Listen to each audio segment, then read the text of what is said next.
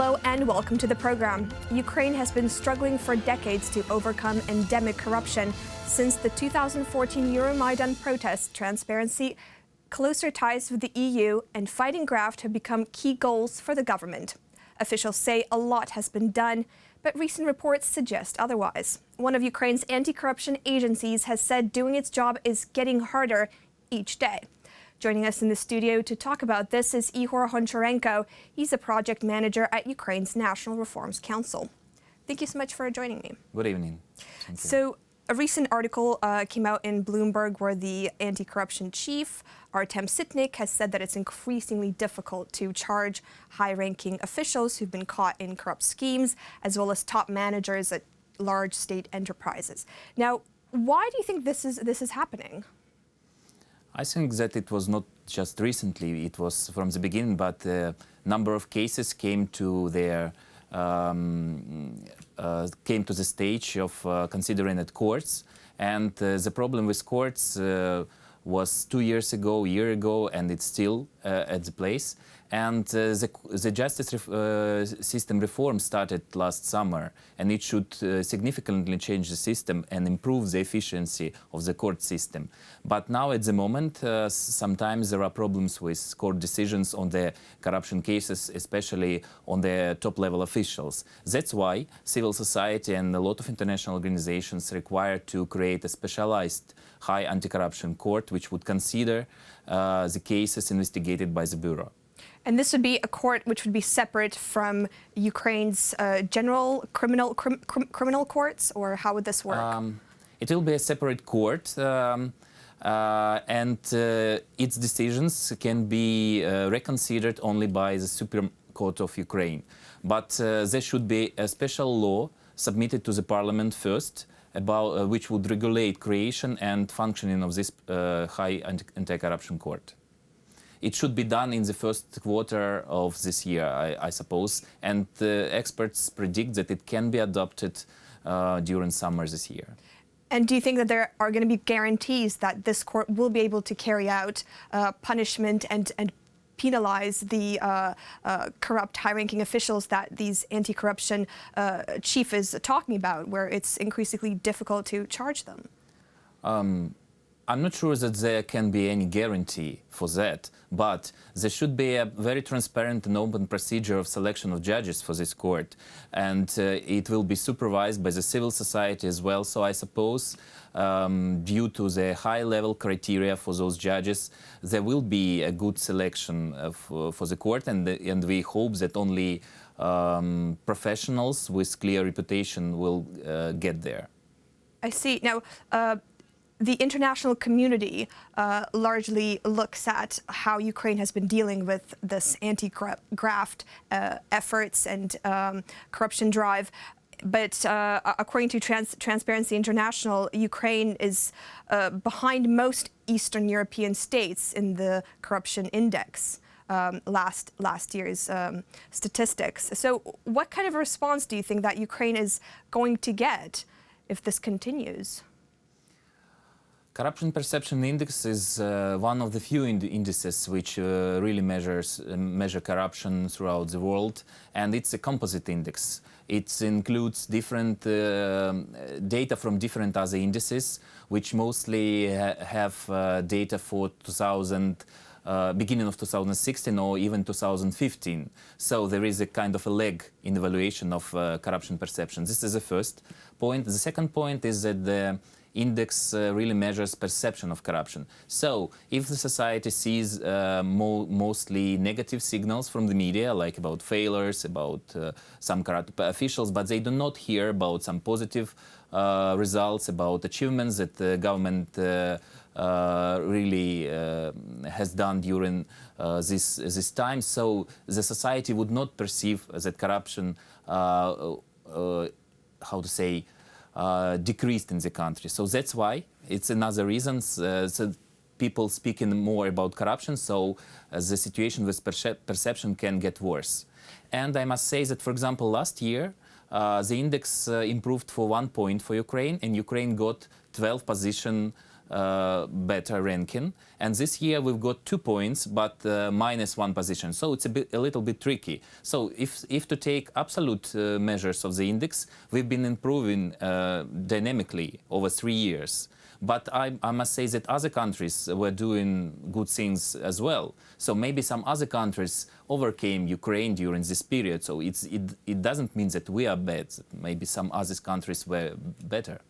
So it's all about perception, and Yes. I guess media coverage is Coverage is very important. Has a lot to do there. So do you think media coverage has been quite fair in the way in terms of Ukraine's anti-corruption drive?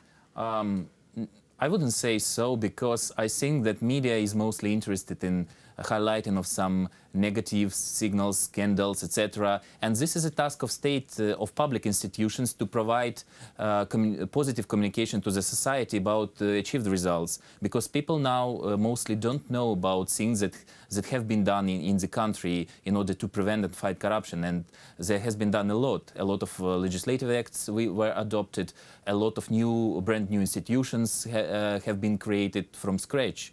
And we really have done a lot, but people have to hear about that. I see, and I've read that quite a lot depends on the public's perception and public's zero tolerance policy. So kind of the mindset is a key thing here. Now, would you say that changing Ukrainians' perception of corruption is going to be quite difficult, because this would essentially mean changing generations of people, how they see the government and how it should function?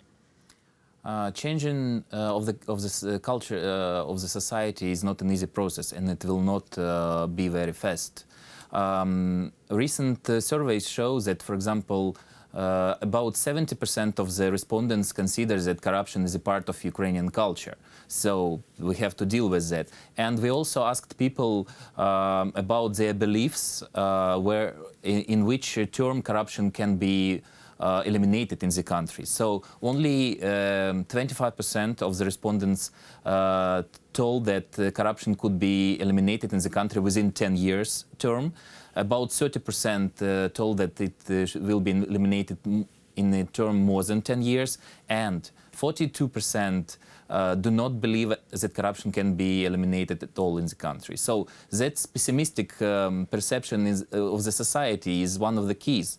We have to communicate with the public and provide them with positive signals which would increase their trust to the government and to the anti-corruption reform, and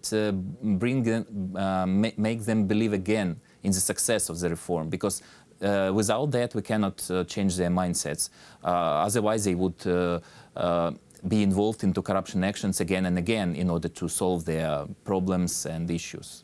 Showing Ukraine's reforms progress is quite important. Now, what would you say, in your opinion, as a reformer yourself? You've participated in the government, in the Canadian government-backed EDGE project, and where it promoted Ukraine's young reformers. Now, what would you say are some of Ukraine's top successful reforms that have been accomplished over, say, the past 2 years?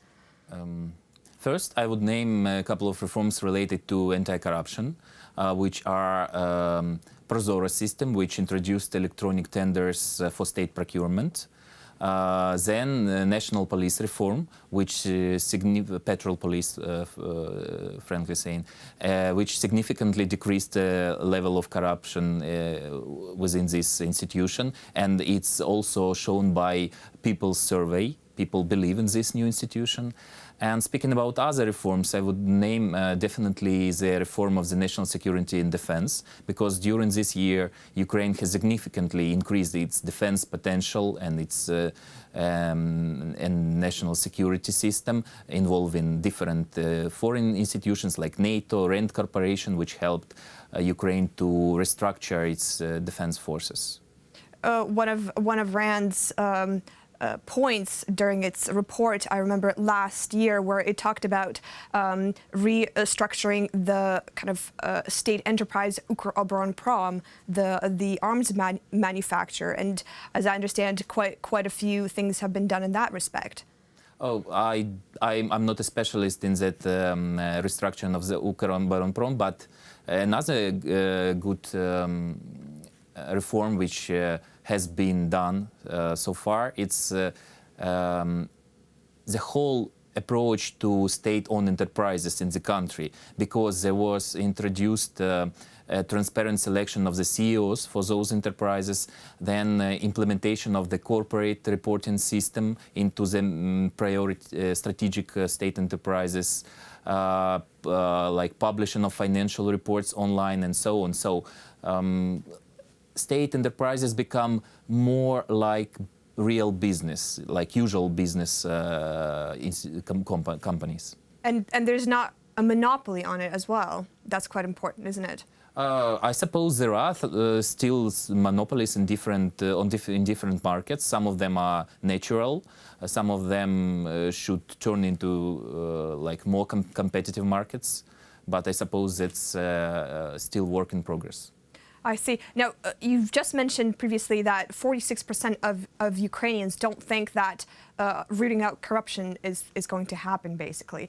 Now, what do you think the Ukrainian government should do, or what steps it should take to get these people to believe that things are going to change? Three steps, I would say. First is to communicate. Communication should be like two-way process, not just to tell, but to hear as well, to hear feedback. Second is to coordinate efforts between different anti-corruption institutions, because there are a lot of them, and the work should be coordinated, and including civil society, including international donors, etc. And the third one is stop thinking about anti-corruption reform as a task only for specialized anti-corruption institutions. It should be a task of every profile ministry. Each ministry has to have its own anti-corruption programs, which, which are done in accordance with the best world practices, which are monitored by the civil society. And I know about the joint initiative of the Cabinet of Ministers and civil society together against corruption, and it contains about 83 anti-corruption initiatives among all the ministries of Ukraine, and that is a very good first step, which should be followed with very solid and effective anti-corruption programs within the ministries. Well, it seems like very concise and seemingly effective steps to be taken. Thank you so much again for joining me in the studio. Thank you. You're watching UA TV.